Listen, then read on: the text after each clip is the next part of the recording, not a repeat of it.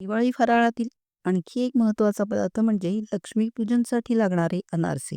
हे अनारसे बनवायला तसे सोपे आहेत, पण त्यांची कृती थोडी जास्त वेळ घेणारी आहे आणि अगदी लक्षपूर्वक आणि एकाग्रतेने करावी लागते. नाहीतर अनारसे फसू शकतात. यात गुळाचे प्रमाण थोडे जरी जास्त झाले तरी अनारसे तेलात विरघळतात. म्हणून इथे स्टेप बाय स्टेप रेसिपी सांगितली आहे. नमस्कार, मी वर्षा. वियन्स किचनमध्ये तुमचे स्वागत आहे. चला तर वळूयात कृतीकडे. सर्वात आधी आता आपण यासाठी 2 वाट्या जुने कोलम तांदूळ घेतले आहेत. हे अशा प्रकारे 4 ते 5 वेळा स्वच्छ चोळत धुवून घ्यायचे. आता यात भरपूर पाणी घालून आपण हे 3 दिवस 3 रात्री भिजत ठेवणार आहोत. एखादा दिवस जास्त लागला तरी चालेल. दुसऱ्या दिवशी आणि आदल्या दिवशी भिजत घातलेल्या वेळेलाच तांदूळ न चोळता बदलून घ्यायची. आता हात फिरून पाणी ओतून टाकायचे आणि दुसरे पाणी घालून झाकून ठेवायचे. चौथ्या दिवशी नुसता हलका हात फिरवून पाणी ओतून टाकून 2 ते 3 वेळा हे हलक्या हाताने तांदूळ धुवून घ्यायचे, म्हणजे त्यांचा आंबूस वास निघून जाईल. आता एका पातेल्यावर साळण ठेवून आपण ही धुतलेले तांदूळ त्यात 15 मिनिटं 15 मिनिटांसाठी निथळून घ्यायचे. म्हणजे मग पाणी खाली पातेल्यात जमा होईल. आता हे निथळलेले तांदूळ अ, एका कॉटनच्या कपड्यावर वाळत घालणार आहोत. हे बघा, हे अशा प्रकारे पसरवून या कपड्यावर आपण अर्ध्या तासासाठी हे एक तांदूळ पंख्याखाली वाळवून घेणार आहोत. अर्ध्या तासानंतर हे तांदूळ चेक करायचे आहेत. आपल्याला हे तांदूळ वरचे पाणी सुकेल इतकेच वाळवायचे आहेत.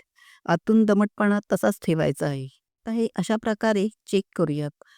तळहात अशा प्रकारे तांदळांवर दाबून बघायचा. अर्धे तांदूळ हाताला चिकटले गेले पाहिजेत आणि अर्धे तांदूळ खाली पडत असतील तर आपले तांदूळ वाळले तसे समजायचे. आता हे एका मिक्सरच्या भांड्यात थोडे-थोडे घेऊन आपल्याला अगदी बारीक वाटून घ्यायचे आहेत आणि मग मैद्याच्या चाळणीत घेऊन हे व्यवस्थित चाळून घ्यायचे. यात दमटपणा असल्यामुळे थोडीशी कणी यात शिल्लक राहते. ती परत मिक्सरमध्ये घेऊन अगदी बारीक वाटून घ्यायची आणि परत चाळून घ्यायची. आता हे पीठ एका वाटीने मोजून घेऊयात. साधारण मध्यम वाटीने हे 4 वाट्या पीठ तयार झाले आहे. आता यात बारीक किसून घेतलेला 2 वाटी गूळ मिक्स करायचा आहे. गूळ अगदी बारीक किसून घ्यायचा. तुकडे ठेवायचे नाहीत, नाहीतर गुळाचे प्रमाण कमी जास्त होऊ शकेल.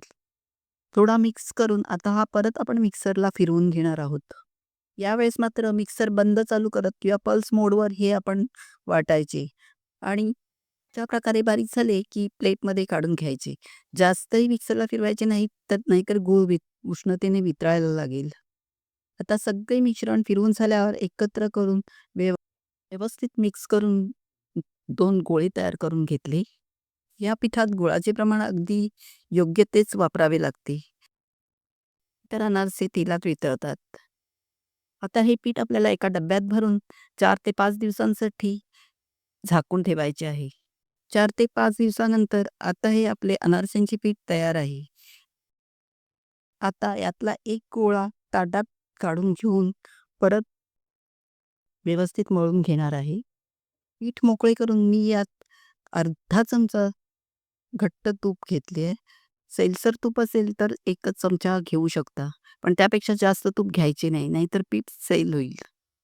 आता हे पीठ थोडं मळून त्याचा गोळा तयार करून घेतला. हाताच्या उष्णतेनेही हे पीठ सैल होते. आता या पिठाचे छोटे-छोटे सारख्या आकाराचे गोळे तयार करून घेतले. म्हणजे अनारसे वळायला सोपे जाईल. यातला एक गोळा हातावर घेऊन थोडा चपटा करून घेतला आणि मग प्लेटमध्ये खसखस पसरवून तो त्यावर ठेवला. हे बघा, अशा पद्धतीने बोटांच्या मदतीने गोल फिरवत अनारसा वळून घेतला. अशा प्रकारे थोडे अनारसे तुम्ही खसखशीवरच वळून ठेवू शकता आणि मग तळायला घ्यायचे. हे बघा, अशा प्रकारे मध्यम जाडीचा अनारसा आपण बनवणार आहोत. आता इकडे कढईत योग्य प्रमाणात तेल गरम करून घेतले आहे आणि मग गॅस मंद करून यात आपण खसखशीची बाजू वर ठेवून अनारसा सोडणार आहोत.